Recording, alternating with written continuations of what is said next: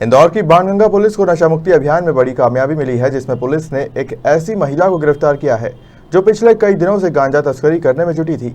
महिला पर मादक पदार्थ तस्करी सहित कई अन्य मामले दर्ज हैं। नशा मुक्ति अभियान के तहत इंदौर पुलिस द्वारा न सिर्फ युवाओं को नशे से दूर रहने के लिए जागरूक किया जा रहा है, बल्कि मादक पदार्थ तस्करों पर भी शिकंजा कसा जा रहा है। इसी कड़ी में बाणगंगा पुलिस ने मुखबिर की सूचना पर कार्रवाई करते हुए एक महिला तस्कर को गिरफ्तार किया है, जो नशा मुक्ति अभियान के बाद अपने घर में ताला लगाकर फरार थी। गुरुवार की शाम को महिला अपने घर के पीछे के दरवाजे से गांजा लेकर जा रही थी। उसी दौरान पुलिस ने उसे गिरफ्तार कर लिया। देखिए, मैंने इससे कम से कम 2 घंटे बात करी, पहले भी इसके पहले। ये बेहद मुश्किल है इससे उगलवान, बहुत मुश्किल से उगलती है कि कहाँ से लाई।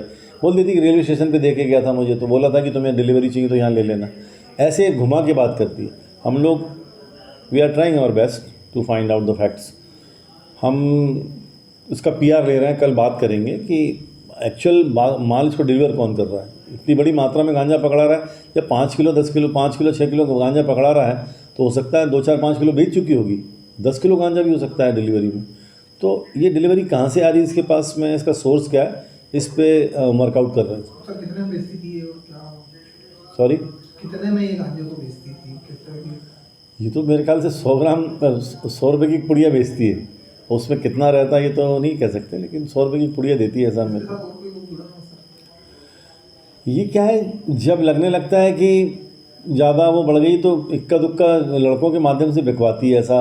क्योंकि कुछ लड़के जो हमने पकड़े हैं वो 1-1 2-2 पुड़िया वाले पकड़े, तो वो पीने के केस उनके खिलाफ NDPS के बने। 1 पुड़िया मिली थी, मतलब हम तो ये मान के चल रहे कि पी रहा है, लेकिन ये भी हो सकता है कि वो 2 पुड़िया लेके निकला और 1 पुड़िया बेच दी उसने और फिर जाके लेता हूँ। तो अब बहुत माइन्यूटली उन पर नज़र रखे हुए हैं कि अब ये 1 पुड़िया और 2 पुड़िया वाले को भी न बख्शा जाए। देखिए, विगत कुछ ही दिनों में 20 ग्राम पाउडर, फिर उसके बाद में अभी 3-4 दिन पहले 150 ग्राम चरस, जिसमें उज्जैन के 2 लड़के पकड़ाए, और आज फिर लगभग 5 किलो 200 ग्राम गांजा।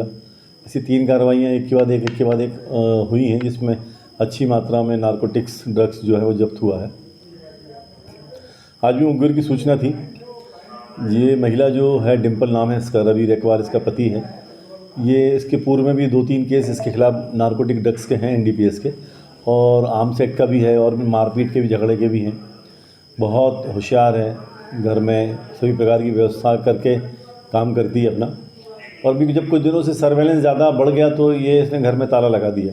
25-27 दिन बाद ये निकली और आज पीछे के रास्ते से शायद अपने घर को खोल के माल ले आ रही थी, तो मुखबिर की सूचना मिल गई। तो साईं मंदिर के पास में इसको पार्टी ने, हमारी महिला इंस्पेक्टर श्रद्धा, उसकी टीम ने जाके उसको दबोच लिया।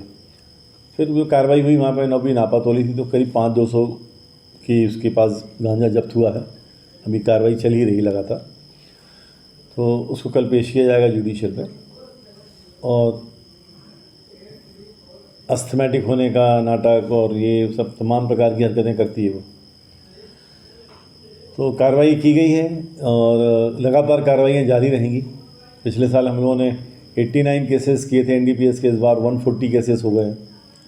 तो जैसा कि माननीय मुख्यमंत्री जी और कमिश्नर साहब और हमारे वरिष्ठ अधिकारियों के निर्देश हैं कि इसमें किसी प्रकार का कोई 0 टॉलरेंस पे काम करना है। तो जहाँ जैसी खबर मिलती है, पीते हैं तो पीने वालों के खिलाफ, बेचते हैं तो बेचने वालों के खिलाफ।